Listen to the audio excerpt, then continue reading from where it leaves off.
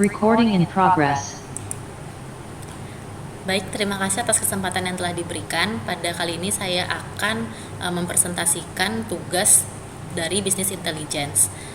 Sebelumnya, nama saya adalah Fernansa Sinondang Sinaputar dari kelas MJ 805 dengan dosen pengampu Ibu Rahayu Amalia MKom. Nah, pada kesempatan ini saya akan menjelaskan poin-poin penting dari jurnal yang berjudul Pemanfaatan Business Intelligence dalam Pembuatan Strategi dan Pengambilan Keputusan Bisnis, dengan penulis oleh Ahmad Fauzi dan kawan-kawan dari Fakultas Ekonomi dan Bisnis Universitas Bhayangkara Jakarta Raya, di mana jurnal ini dibuat pada bulan Juli tahun 2023. Nah, pada kesempatan ini saya akan membahas beberapa poin-poin penting dan pada akhirnya akan membahas tentang refleksi pribadi bagaimana pentingnya bisnis intelijen dalam manajemen. Nah, poin pertama adalah latar belakang dan tujuan penelitian, di mana latar belakang ini ada 3, yaitu yang pertama, BI menjadi komponen penting di dunia bisnis, terutama dalam konsolidasi, analisis, penyimpanan, dan akses data. Yang kedua, BI membantu perusahaan membuat keputusan bisnis yang tepat. Yang ketiga, BI juga membantu perusahaan memahami posisinya di pasar yang kompetitif melalui pemanfaatan data yang sudah ada. Dengan tujuan penelitian, yang pertama adalah menggali informasi secara mendalam tentang peran BI dalam pengambilan keputusan perusahaan.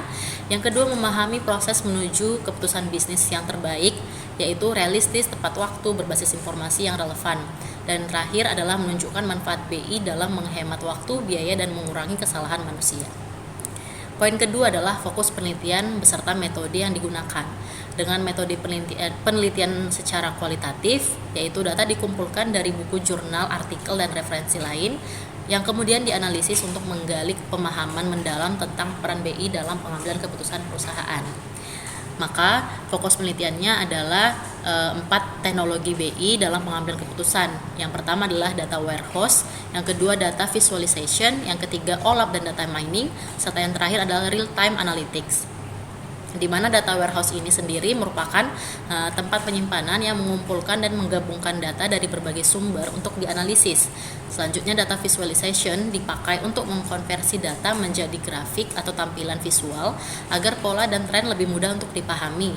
Selanjutnya OLAP dan data mining dipakai OLAP itu dipakai ketika melihat data dari berbagai sudut pandang, sedangkan data mining dipakai untuk menemukan pola koneksi yang tersembunyi. Selanjutnya adalah real time analytics, yaitu dipakai ketika memeriksa data secara real time agar bisnis dapat segera bereaksi terhadap perubahan. Poin yang berikutnya adalah menjelaskan tentang hasil, yaitu peningkatan adopsi dan transformasi sistem BI.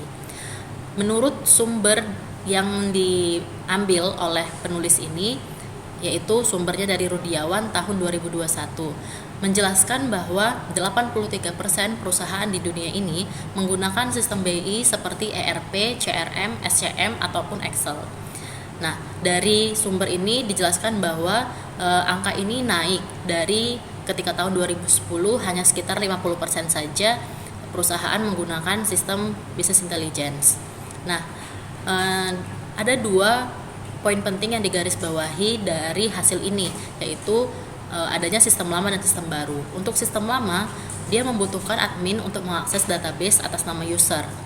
Yang kedua, laporan diberikan dalam format Excel sehingga kurang efektif dan memakan waktu.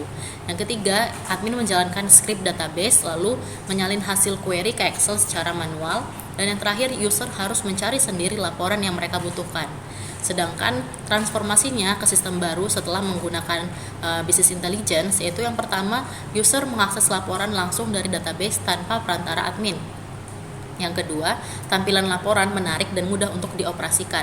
Yang ketiga, proses ETL, yaitu ekstraksi, transfer, dan pemuatan data berjalan otomatis menuju data warehouse. Dan yang terakhir, laporan terkini muncul otomatis saat dibutuhkan. Maka poin selanjutnya adalah insight yang didapat, yaitu manfaat strategis bisnis intelijen. Ada 4 manfaatnya yang dibahas dalam jurnal ini. Yang pertama, manfaatnya adalah efisiensi waktu dan biaya.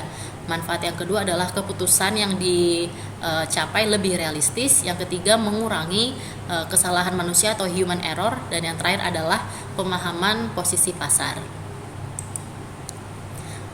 Maka pertanyaan selanjutnya adalah relevansi dengan praktik manajemen dan UMKM.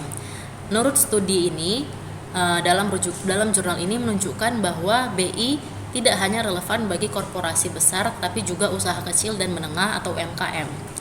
Di mana untuk UMKM dan self-service business intelligence, studi kasusnya seperti yang dibahas dalam jurnal ini adalah toko sayur, menunjukkan self-service BI membantu UMKM mengambil keputusan manajemen inventaris di masa pandemi. Selanjutnya, relevansi yang kedua adalah dashboard untuk UMKM. Implementasinya berbasis business intelligence menurut Priyatna tahun 2019 di Gunung Putri menghasilkan dashboard performa yang membantu UMKM mengambil keputusan lebih cepat.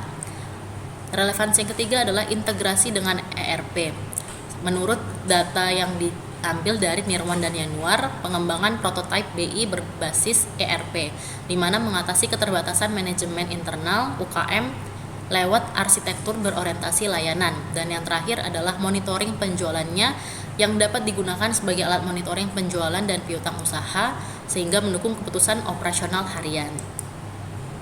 Maka poin terakhir adalah refleksi pribadi yang saya dapatkan dari jurnal ini adalah pandangan atas jurnal ini. Yang pertama, jurnal ini memperkuat pemahaman bahwa BI bukan hanya sekedar alat teknis, melainkan bagian dari budaya pengambilan keputusan berbasis data yang perlu dibangun di seluruh organisasi.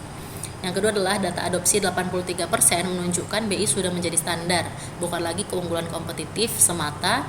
Perusahaan yang belum mengadopsinya beresiko tertinggal. Yang ketiga adalah transisi dari sistem lama ke sistem baru, relevan bagi organisasi manapun yang ingin mempercepat proses pelaporan dan mengurangi ketergantungan pada individu tertentu. Dan yang terakhir adalah karena penelitian ini bersifat kualitatif, maka lebih kuat bila dilengkapi data empiris atau studi kasus langsung di lapangan. Sehingga kesimpulan yang didapat adalah yang pertama, persaingan bisnis yang semakin ketat menuntut perusahaan mengubah cara kerja agar tetap seimbang dan kompetitif. Yang kedua, perusahaan dituntut cepat mengambil keputusan sekaligus akurat dalam memperoleh data. Yang ketiga, business intelligence berperan penting membantu perusahaan menjalankan bisnis lebih efisien dibanding pesaing yang belum mengadopsinya. Yang terakhir adalah tujuan dari business intelligence ini sendiri memanfaatkan informasi relevan untuk meningkatkan operasi bisnis sekaligus menghemat waktu, biaya, dan human error. Demikian yang dapat saya sampaikan. Terima kasih.